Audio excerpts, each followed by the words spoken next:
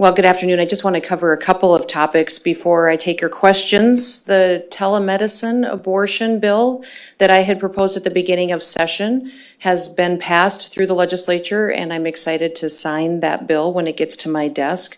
I want to remind some people, even though there is some litigation involved, that the felony portion of that law will be enforced, and that is an important provision that I'm grateful will be in place. Also, the vaccine exemptions bill that I brought forward, protecting religious, medical, and immunity exemptions, has passed the House committee, so I'm looking forward to that vote on the House floor as well and getting it through the process. And the last topic I wanted to cover was critical race theory. I brought two bills that covered banning critical race theory from our K-12 system and our colleges here in the state of South Dakota. And I'm grateful that those are being debated right now. In fact, the college bill is in the Senate. The K-12 is still in committee, which I believe may be debated right exactly at this moment in time. But one of the things that I wanted to encourage all of you to do as the media and the reporters in the room is to be honest in your reporting. This last week of session is going to be up and down, a lot of different conversations going on, a lot of different things proposed. And I've been disappointed at some of the reporting as it's happened when it comes to critical race theory. Specifically, Stephen, you wrote an article where my policy education staffer specifically said that this legislation would not shield students from the discomfort of CRT. And your headline on your article said specifically South Dakota senators okay a bill shielding students from that discomfort. It was the exact opposite of what our testimony was on the bill, the effect of the bill. And so we're going to have a lot of big major pieces of legislation coming forward in the next week, and I would be grateful if we'd be accurate in our reporting and get as many facts into these articles as possible. Kelloland had a story that they ran that specifically had to do with a professor that we've used in testimony in pushing this legislation and talking about what's happening here in the state of South Dakota, that basically the piece talks about the fact that it's not critical race theory that this specific professor was pushing, that it was instead critical social justice. And then the entire story goes on to defend critical race theory and completely says that it's a different topic, but then defends exactly what was being taught in that classroom and fits the definition of what we have in the bill that we're bringing forward. There's a story from Dakota News Now that is an opinion piece, not labeled as an opinion piece, not even covered and written by someone who typically deals in government or political issues. But it was an opinion piece written by someone who doesn't cover critical race theory, that obviously is, and not honest to portray it in the way that it was laid out by that entity as well. So it's just examples. There's times that I'm going to ask you to keep me accountable. I'm using this as an opportunity to ask you to be honest in your reporting, because this is important work we're going to be doing the next week here in the legislature. We have a big budget to get done, agreement to get done, a lot of conversations that happen in hallways. Facts are important, and I would hope that we all would do our due diligence to make sure that we're doing good service to the public while we're here working for them. So with that, I'll open up to questions you may have. Sure, Austin. Governor Austin Goss, Dakota News Now. With the abortion ban, or the telemedicine abortion ban, excuse me, obviously kind of the conversation that's been around any abortion legislation this year in any state, our state specifically in this case, has been, let's see what happens at the Supreme Court. What happens at the Supreme Court? Obviously, we have a trigger law in place that kind of deals with if abortion were to be outlawed, however, doesn't necessarily deal with if the Supreme Court kind of does or doesn't. Do you think it's possible that we'll be back for a special session on abortion come this summer? There is some significant cases in front of the Supreme Court coming up. We've all been watching the Dobbs case and to see what will happen with that decision that comes out of the High Court. The potential is there. If we do see Roe v. Wade struck down or a portion of it, there may be some decisions here in South Dakota to look at ways that we can protect life, but that's an evaluation that the legislature or myself will have at that appropriate time. I want to remind everybody, the legislature can call themselves back into special session. The governor can call them back, but they also can call themselves back. So the option's on the table for both entities to deem it important enough to bring them to town. I guess, would you be willing to call them back for special session? I would. If there was something that we needed to do to protect life, especially innocent life, I would certainly consider that, yes.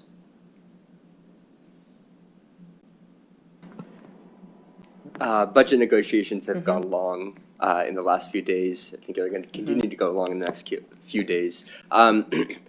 What do you understand will happen if the legislature leaves Thursday or on the legislative day that is Thursday Like today or next week? Sorry, next week. Yeah. If they leave next week without a budget, what's your understanding of what's your role in if that happens? Well, I believe the legislature will pass a budget and get it done by the end of next week. I know there's a lot of volatility yet and not enough agreement on policy for that budget to be put in place today. But it's a good reminder to the public that they also can adopt a budget on veto day. So even if they do leave at the end of next week, don't quite have agreement, there is some time to get one finalized before session is truly over. I want to remind everybody that I brought a budget forward more than 3 months ago with my recommendations, as my role as governor is. Now it's the legislature's job to come forward with a bill and send to me that I would be willing to accept or not. So that's what they're working on, and I'm hopeful that they'll find some agreement. I know we've asked about this in the past, but yesterday evening on the House floor, there was kind of a lot of debate around the housing bills that you had brought. I just wanted to see if you had any initial thoughts on that debate or kind of how that went last night. Well, it was an interesting debate. Obviously, I wanted the housing program to go forward during session like I had drafted it in my budget.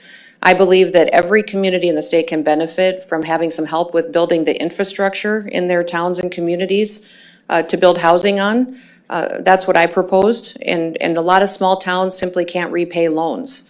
So I wanted them to be able to have grants that could partner with developers with that community to really make sure that we were making housing a real solution for many of these communities. I understand there's a lot of amendments that happened last night on the floor. I had a discussion with some senators, Crabtree and Schoenbeck, about they didn't want all the dollars to go into grants. They wanted loans as well. And so we came to an agreement there, but yesterday what the House did was very different than either of those proposals. So we'll see what the discussion is. There's potential that today they could still deal with housing on the House floor. If they do, that'd be wonderful. And hopefully it's something that the Senate and myself deem would be workable for every community in the state. Joe? How often are you personally having these conversations around the budget as we near the end of session? Are you speaking with leadership like a couple times a day on this, or all the time? I think it's this all session. It's been meetings throughout the day. Had several last night. I think the last discussion I had was at 9:30, 10 o'clock last night with some senators and House members of what was going on. We started this morning at 6 a.m.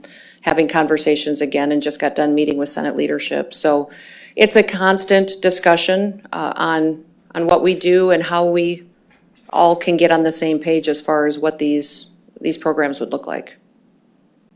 some of, whether it's the budget or any other like hot button legislation that's happened this year, some of the criticism about or explanation about why things have been sort of unsmooth is, there's a alleged communication gap is what keeps coming up. Is that well, that's what's interesting to me is that how untrue that is. I have had many, many more meetings with legislators this year than probably ever before. In fact, we are extremely proactive because of the extra revenue that we had, having teletown hall meetings and calls with legislators to see what their priorities were. We had we were also, had meetings in person and in place with many of them before session, came to their communities, had town meetings and coffees and discussed with them. The reason housing is in my budget is because legislators overwhelmingly told me that was their number one priority. So the reason we're in the situation I think we're in today with a lot of controversy and things being done differently is because we have a dysfunctional House Appropriations Committee that's being way more political than they are governing. And that's not doing service to the process that we have here.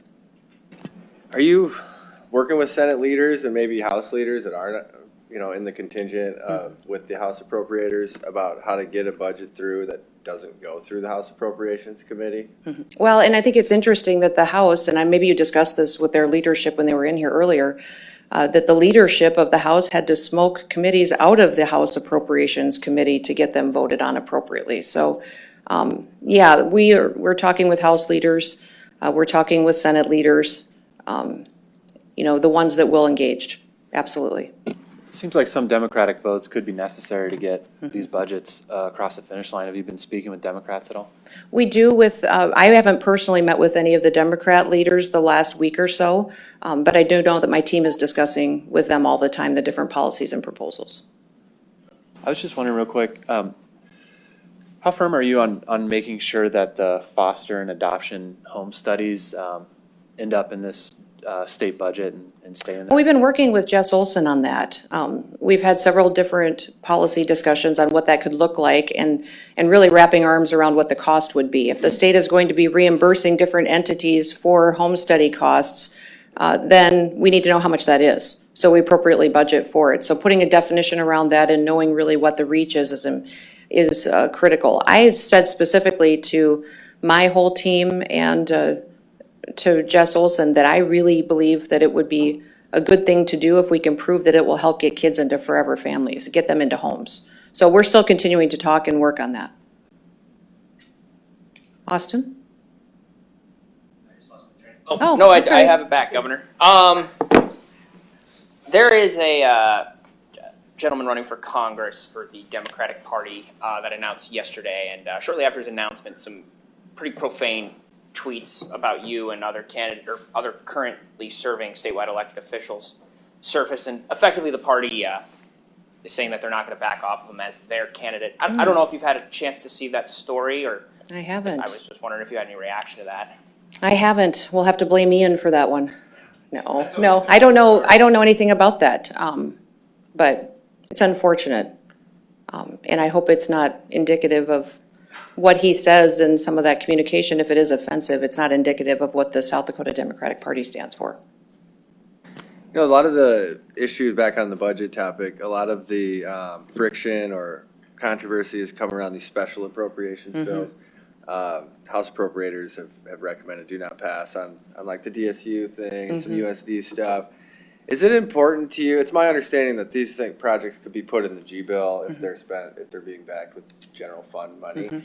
Is it important to you though that you achieve the 2/3 support in both chambers to do this, or is it acceptable to do it in a different way where you only need a simple majority? Well, it's appropriate to have a 2/3 vote on appropriation bills that spend money. That's the process that we have. The House has done things differently under the leadership that they currently have, to where they've moved different appropriation bills to policy committees, which when I was in the legislature didn't happen. Appropriations did appropriations, policy committees did policy. And then at the end of session, you trusted your appropriators to know exactly what the discussion was. You had those conversations in caucus, and openly on the floor with everyone, and came to an agreement on what was a priority. So I think what they decide to do in the House, and what I know of what's going on, is kind of unpredictable.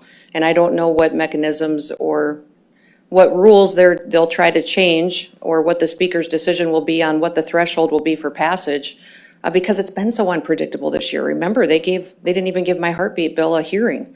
That was unprecedented. So what the House has chosen to do this year under Speaker Gosh's leadership has been very, very different than what's ever happened before. It sounds like you're saying, like, if they're willing to sort of go against the traditional norms on how Are they it's done. doing that? Well- I haven't heard that they're doing that. So I think if they are, it will be something that I'll have to look at. But typically spending bills should have a 2/3 vote.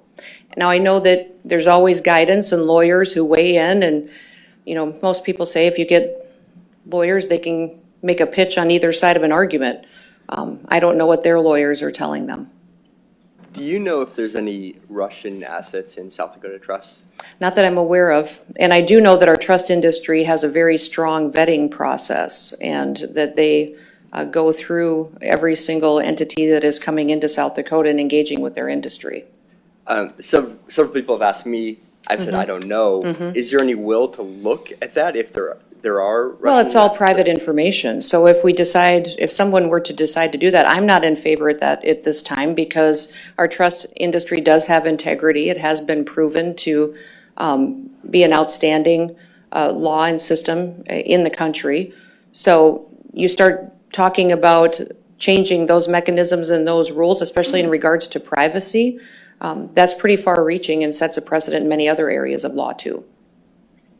Senator Nesbitt earlier said he spoke with someone who's written about this, and they said that there might not be many Russian assets, but Chinese assets were maybe attracted to American trusts. Would you look at if there are Chinese assets?